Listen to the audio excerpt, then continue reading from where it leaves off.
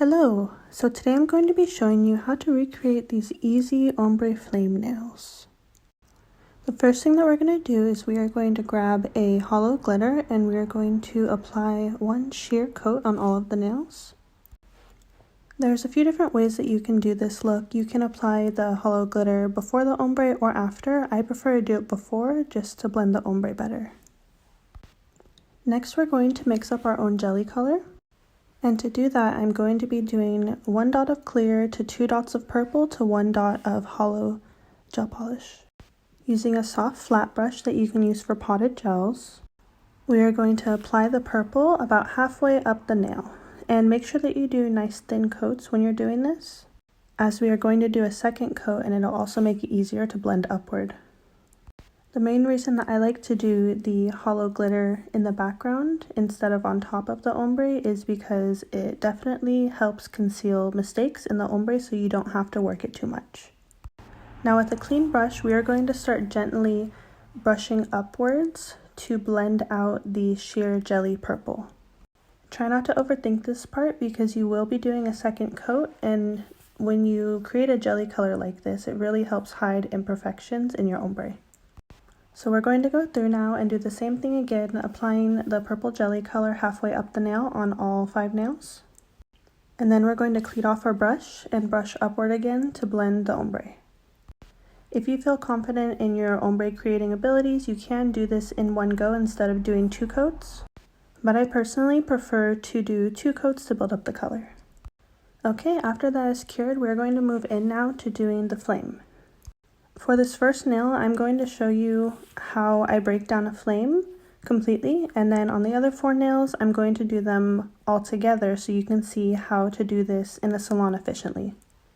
This pattern that I'm creating is the same pattern that I use on all flame nails when I'm doing all 10 nails.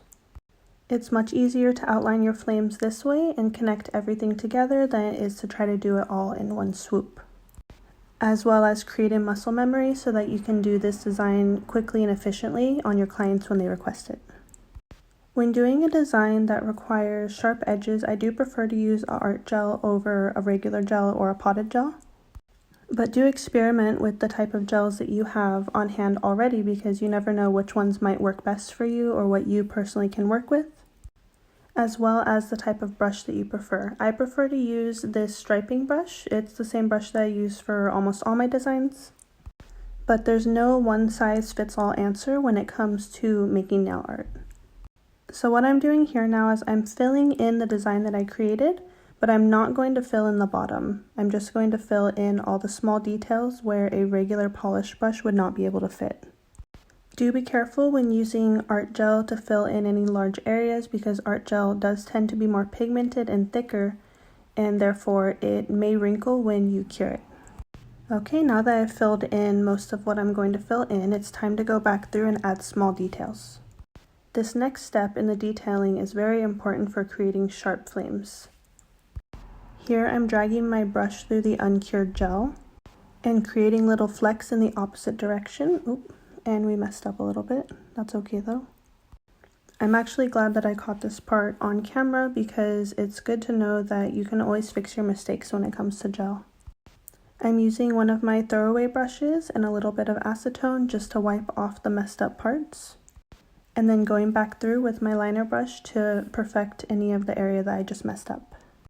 Okay, and after that's cured, we are going to go through with a bottled black gel polish and fill in the tip of the nail and give that a cure.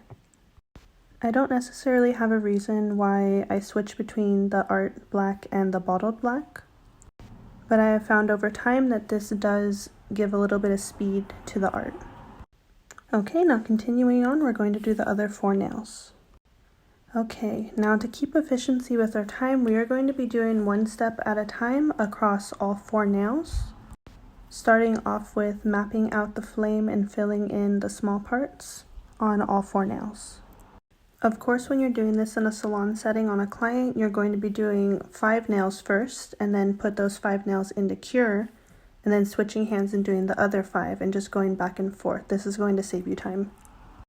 To give the set a more varied feel, I am alternating the C shape of the flames on each individual nail. And as of right now, we have omitted the small little flick that is at the end of the flames because since we are using an art gels do stay in place very well, but they don't hold sharpness when sitting for a long period of time. So after we go ahead and finish doing the first part of the flame on all 4 nails, we're going to go back through and add the small flicks, and then we're going to give that a cure. Please let me know in the comments below if you have any more questions about drawing flames, and I will do my best to answer. So keep in mind when you're doing this that the hand that you're working on right now is all currently wet. And if you're working with a gel that does tend to run, go ahead and feel free to cure 1 finger at a time. As you do more nail art designs and familiarize yourself with your products, you're going to learn what works for you. Okay, and we're adding the little flicks on all of the nails, and then we're going to give that a 30-second cure. After the cure, we're going to move into the last step, which is going to be using the bottled black gel to fill in the tips. I had put this design on my design board during Valentine's Day season, and it was really popular. I did it most in pink and red, but I feel like this is a pretty limitless design. You can probably do it in any color and it's going to look pretty nice. Okay, and that's our design. I hope this has helped you, and thank you so much for watching.